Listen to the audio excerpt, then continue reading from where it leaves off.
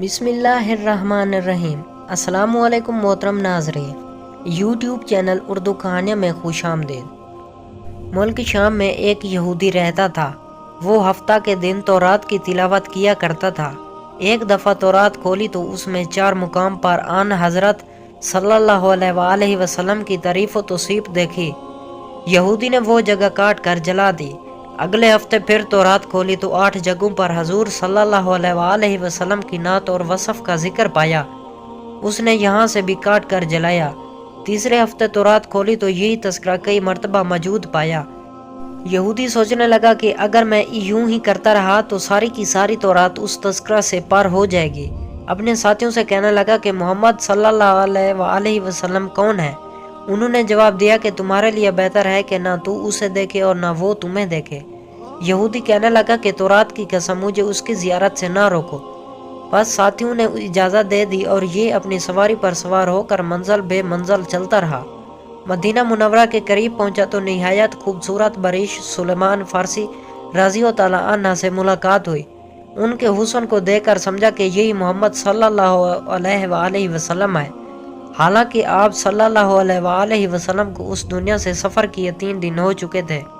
حضرت سلیمان رضی اللہ عنہ کی بات سے روئے اور کہا، میں تو محمد صلی اللہ علیہ وآلہ وسلم کا خادم اور غلام ہوں۔ یہودی بولا، پھر آپ صلی اللہ علیہ وآلہ وسلم کہاں ہیں؟ اب سلیمان رضی اللہ عنہ سوچنے لگا کہ اگر وصال کی خبر سناتا ہوں تو یہ واپس ہو جائے گا، اگر یہ کہہ دوں کہ موجود ہیں تو جھوٹ ہوگا۔ آخر کار سلیمان رضی اللہ عنہ یہودی سے کہنے لگا کہ میں تجھے حضور پاک صلی اللہ علیہ وآلہ وسلم کے صحابہ رضی اللہ عنہ کے پاس لے چلتا ہوں۔ مسجد میں آئے تو صحابہ رضی اللہ عنہ سب کے غم کی تصویر بنے ہوئے تھے۔ یہودی نے یہ سمجھ کر کہ محمد صلی اللہ علیہ وآلہ وسلم ان میں موجود ہوں گے، السلام علیکم یا محمد صلی اللہ علیہ وآلہ وسلم کا کلمہ کہا، جس سے تمام صحابہ رضی اللہ عنہ میں ایک کہرام مچ گیا اور سب آہ بکا کرنے لگے اور یہودی سے پوچھنے لگے کہ تو کون ہے جس نے ہمارا زخم تازہ کر دیا؟ یہ تو کوئی اجنبی معلوم ہوتا ہے، اور شاید تجھے معلوم نہیں کہ حضور صلی اللہ علیہ وآلہ وسلم کا 3 دن پہلے وصال ہو چکا ہے۔ یہ سن کر وہ یہودی چیخنے لگا کہ ہے میرا غم، میرے سفر کی ناکامی، اور اے کاش میری ماں مجھے نہ جانتی اور جان ہی دیا تھا تو کاش میں تورات نہ پڑھتا، اور وہ بھی پڑھی تھی تو کاش آپ صلی اللہ علیہ وآلہ وسلم کی تعریف توصیف پر نظر نہ پڑتی، اور اگر یہ بھی ہو گیا تو مجھے آپ صلی اللہ علیہ وآلہ وسلم کی زیارت نصیب ہو جاتی۔ پھر کہنے لگا کہ کیا یہاں پر حضرت علی رضی اللہ عنہ موجود ہیں جو مجھے حضور صلی اللہ علیہ وآلہ وسلم کے اوصاف اور حلیہ مبارک کا تعارف کریں؟ حضرت علی رضی اللہ عنہ آگے بڑھے اور فرمایا، میرا نام علی رضی اللہ عنہ ہے۔ یہودی بولا، میں نے تیرا نام بھی تورات میں دیکھا ہے۔ حضرت علی رضی اللہ عنہ نے حضور پاک صلی اللہ علیہ وآلہ وسلم کا حلیہ بیان کرنا شروع کیا کہ آپ صلی اللہ علیہ وآلہ وسلم نہ ہاتھ سے زیادہ لمبے اور نہ زیادہ چھوٹے تھے۔ سر مبارک گو تھا، پیشانی کشادہ اور آنکھوں کا رنگ خوب سیاہ تھا۔ آپ صلی اللہ علیہ وآلہ وسلم کی پلکیں دراز تھیں، ہنسی کے دوران میں دانتوں سے شعاعیں نکلتی تھیں، سینہ سے ناک تک بالوں کی لکیر تھی، ہتھیلیاں پر گوشت تھیں، قدموں کے تلوے قدرے گہرے تھے، بدن کے جوڑوں کی ہڈیاں موٹی تھیں، مثلاً کینیاں اور گھٹنے، اور آپ صلی اللہ علیہ وآلہ وسلم کی شانوں کے درمیان مہر نبوت تھی۔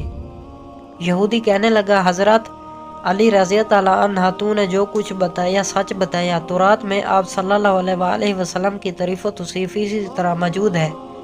حضور صلی اللہ علیہ وآلہ وسلم کا کوئی کپڑا موجود ہو تو میں سونگنا چاہتا ہوں۔ علی رضی اللہ عنہ نے کہا، ہاں۔ سلیمان رضی اللہ عنہ جاؤ اور فاطمہ رضی اللہ عنہ سے کہو کہ رسول صلی اللہ علیہ وآلہ وسلم کا جبہ ذرا بھیج دو۔ سلیمان رضی اللہ عنہ نے دروازہ کھٹکھٹایا۔ اندر سے حضرت فاطمہ رضی اللہ عنہ کی آواز آئی۔ حضرت سلیمان رضی اللہ عنہ نے علی رضی اللہ عنہ کا پیغام دیا اور سارا قصہ سنایا۔ آپ جبہ نکال لائیں جو 7 جگہوں سے کھجور کے ریشہ کے ساتھ سلا ہوا تھا۔ حضرت علی رضی اللہ عنہ نے اسے پکڑ کر سونگا، پھر دوسرے صحابہ کرام رضی اللہ عنہ نے، پھر یہودی پکڑ کر سونگنے لگا اور کہا کہ واہ کیسی عمدہ خوشبو ہے۔ پھر حضور صلی اللہ علیہ وآلہ وسلم کی قبر شریف پر حاضر ہوا اور آسمان کی طرف سر اٹھا کر کہنے لگا کہ اے اللہ، میں گواہی دیتا ہوں کہ تو وہ واحد یکتا اور یکانہ ہے، کائنات تیری نیاز مند اور بے نیاز، اور میں بھی یہ گواہی دیتا ہوں کہ اس قبر شریف میں تیرا حبیب صلی اللہ علیہ وآلہ وسلم ہے۔ جو کچھ اس نے فرمایا میں اس کی تصدیق کرتا ہوں اور اس پر ایمان لاتا ہوں۔ اے اللہ، اگر میرا سلام تیری بارگاہ میں قبول ہے تو میری روح قبض کر لے۔ یہ کہہ کر وہیں گر کر جان دے دی۔ بعد میں حضرت علی رضی اللہ عنہ نے اسے غسل دیا اور جنت البقیع میں دفن کر دیا۔ دوستو، اس طرح کے مزید اسلامی واقعات کے قصے سننے کے لیے ہمارے یوٹیوب چینل اردو کہانیاں کو سبسکرائب ضرور کر لیں، تاکہ آپ کو اس چینل پر مزید اس طرح کے نئے اسلامی واقعات کے قصے سننے کو ملتے رہیں۔